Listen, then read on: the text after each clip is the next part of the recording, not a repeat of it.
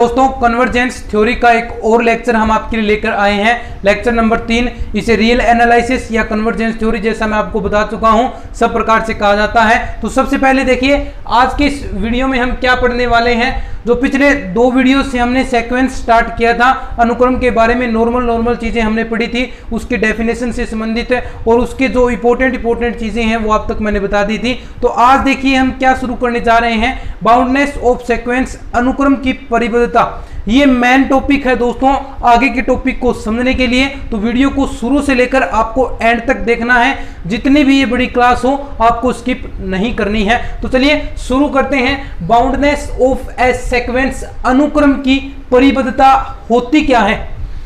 जैसा कि मैंने आपको बताया था कि सीक्वेंस है उसमें अनंत पद होंगे, इन्फिनिटिव पद होंगे, जैसे x1 x2 x3 इस प्रकार करके xn तक अनंत पद होने वाले हैं। तो अनुक्रम की परिबद्धता से अर्थ क्या निकला कि अनुक्रम एक फिक्स राशि की ओर अग्रसर हो, यानी कोई भी राशि हो, वो मान लीजिए कि मेरी कोई राशि है, अगर कोई अनुक्रम एक फिक्स राशि की ओर अग्रसर हो, ये कतई नहीं है कि वह उस राशि तक ही सीमित है, यानी उसकी लिमिट हो जाएगी, उसके बाद उसमें कोई वैल्यू आएगी नहीं, ऐसा नहीं कह रहा हूं। लेकिन अनुक्रम क्या हो, एक फिक्स राशि k की ओर अग्रसर हो। दोबारा सुन लीजिए, k की राशि की ओर अगर हो, लेकिन ये k इसका लिमिट पॉइंट नहीं है, इसका अंतिम बिंदु नहीं है, इसके बाद भी वैल्यूज आ सकती हैं सीक्वेंस में, ऐसा मैं कहना चाहता हूं। लेकिन एक फिक्स राशि की ओर अग्रसर हो तो वह उस अनुक्रम की परिबद्धता कहलाती है। यही टॉपिक है, यही थोड़ी सी दिक्कत आती है इस चीज में समझने में, तो वो मैंने आपको ये बताया। अब देखिए इसके कुछ टाइप्स हैं अनुक्रम की परिबद्धता का। नंबर 1, ऊपरी परिबद्ध अनुक्रम, या इसे ऊपर की ओर परिबद्ध अनुक्रम, या इंग्लिश में मैं कहूं तो boundness above of A sequence, एक अनुक्रम की ऊपर की ओर परिबद्धता। अब देखिए ऊपर की ओर परिबद्धता का अर्थ क्या हुआ। अब आपको पता है अनुक्रम दो ओर से चलेगा, एक नीचे की ओर भी चलेगा, एक ऊपर की ओर भी चलेगा, एक मैक्सिमम पॉइंट की ओर चलता है, एक मिनिमम पॉइंट की ओर चलता है। तो जो मैक्सिमम पॉइंट है एक अनुक्रम, डेफिनेशन क्या होगी, एक अनुक्रम ऊपर की ओर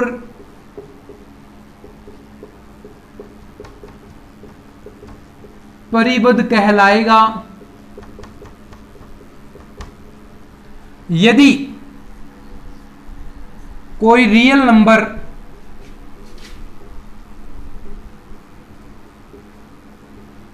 के इस प्रकार विद्यमान हो,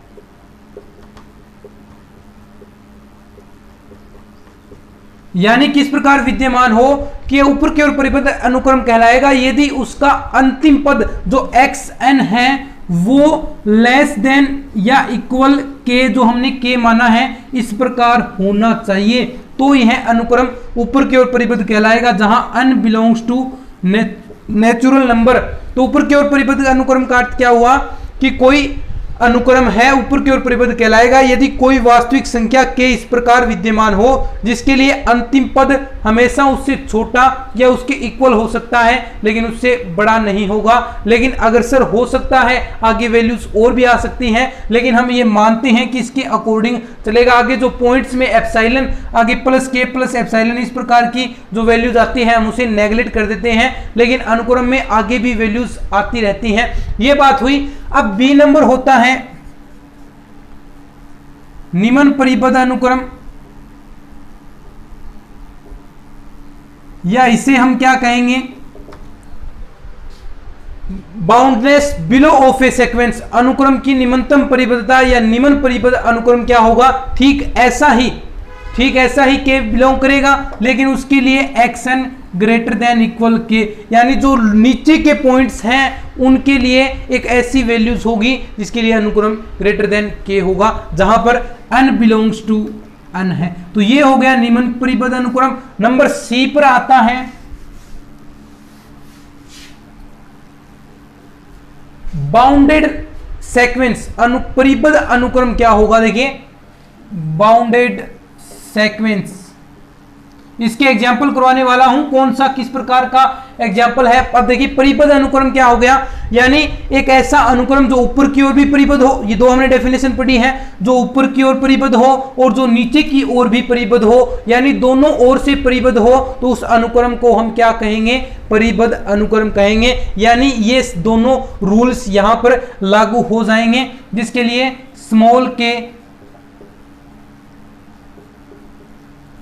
अगर इस प्रकार कोई भी बिलोंग करता है तो उसे हम क्या कहेंगे? ऊपर की ओर परिबद्ध अनुक्रम कहेंगे, सॉरी उसे बाउंडेड परिबद्ध अनुक्रम कहेंगे। यह बात हुई परिबद्ध अनुक्रम की। अब एक लास्ट अनुक्रम आता है जो प्रकार है अनुक्रम के नंबर डी पर, अनबाउंडेड सीक्वेंस यानी अपरिबद्ध अनुक्रम। ये इंपॉर्टेंट है दोस्तों, आपको ये समझने चाहिए सारी चीजें जो मैं बता रहा हूं, या तो आप इनके स्क्रीनशॉट ले लीजिए या आप लिख लीजिए, आपको ये काम देंगे। अनबाउंडेड सीक्वेंस अपरिबद्ध अनुक्रम क्या होगा? जो न तो अब हमने ऊपर की ओर परिबद्ध अनुक्रम पढ़े, नीचे की ओर परिबद्ध अनुक्रम पढ़े, दोनों अगर हों तो वो परिबद्ध अनुक्रम हो गया। लेकिन अगर दोनों ही न हो, न तो कोई अनुक्रम ऊपर की ओर परिबद्ध हो और न कोई अनुक्रम नीचे की ओर परिबद्ध हो, तो उस अनुक्रम को हम कहेंगे अपरिबद्ध अनुक्रम। यानी कोई अनुक्रम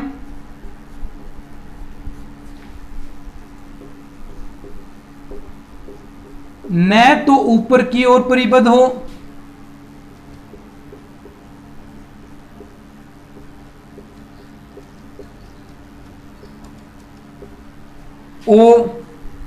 और न ही नीचे की ओर हो।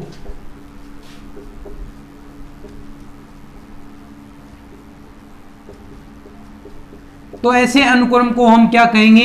Unbounded sequence. तो ये चार प्रकार के अनुक्रम मैंने बता दिए हैं। बाउंडेड जो परिबद्ध है वो ऊपर की ओर परिबद्ध होगा, नीचे की ओर परिबद्ध होगा। ऊपर की ओर परिबद्ध वाला क्या हुआ था? जो ऊपर की ओर परिबद्ध की डेफिनेशन बताई, नीचे की ओर परिबद्ध की ओर। और जो अनबाउंडेड है, जो न तो ऊपर की ओर परिबद्ध हो और न नीचे की ओर परिबद्ध हो, तो इस प्रकार के अनुक्रम को क्या कहेंगे हम? Unbounded sequence. तो ये चीजें हैं। अब देखिए आगे हम बढ़ते हैं, कुछ एग्जाम्पल्स मैं आपके सामने रखता हूं। कुछ एग्जाम्पल्स देखिए।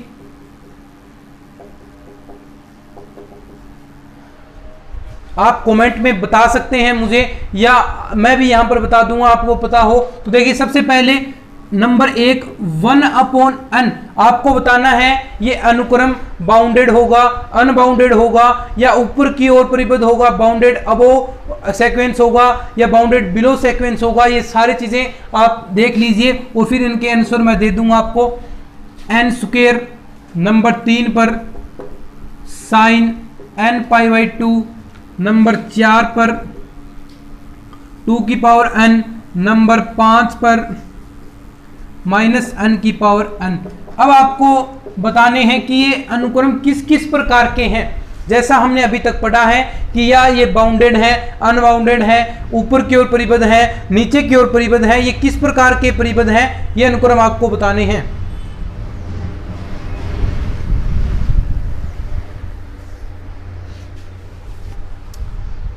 ठीक है, तो चलिए मैं बताता हूं आपको। सबसे पहले 1/n।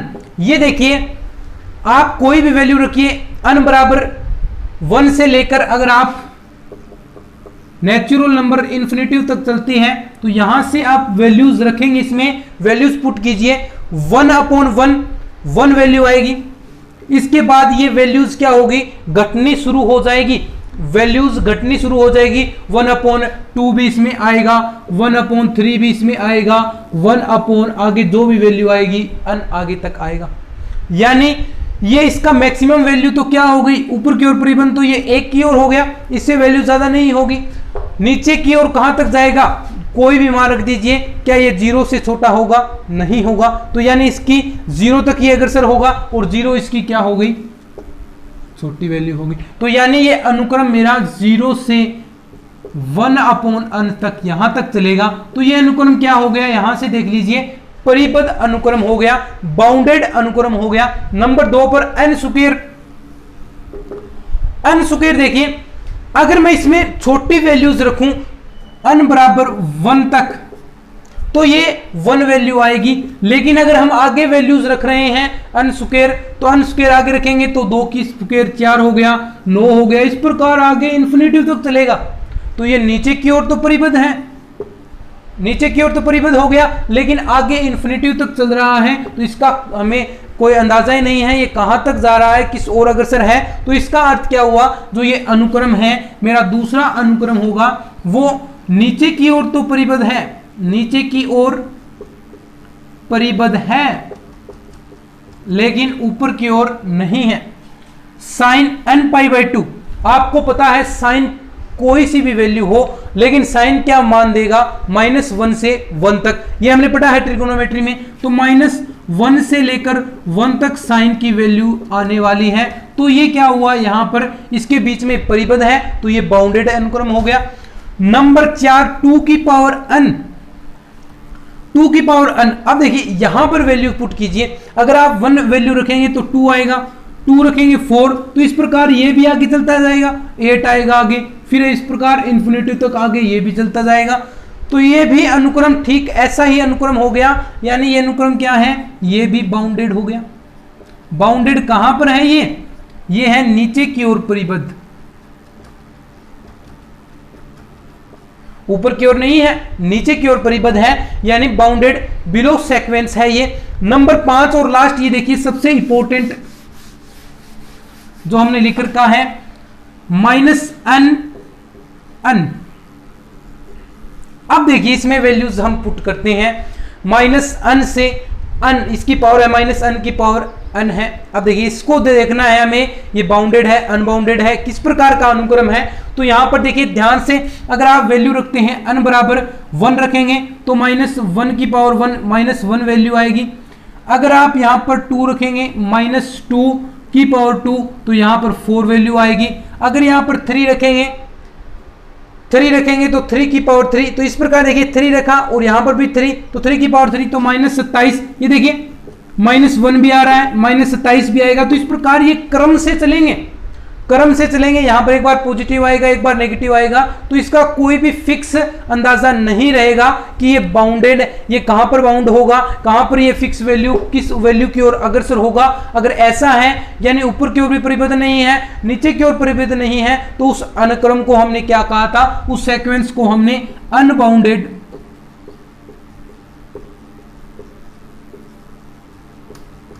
सीक्वेंस नाम दिया था।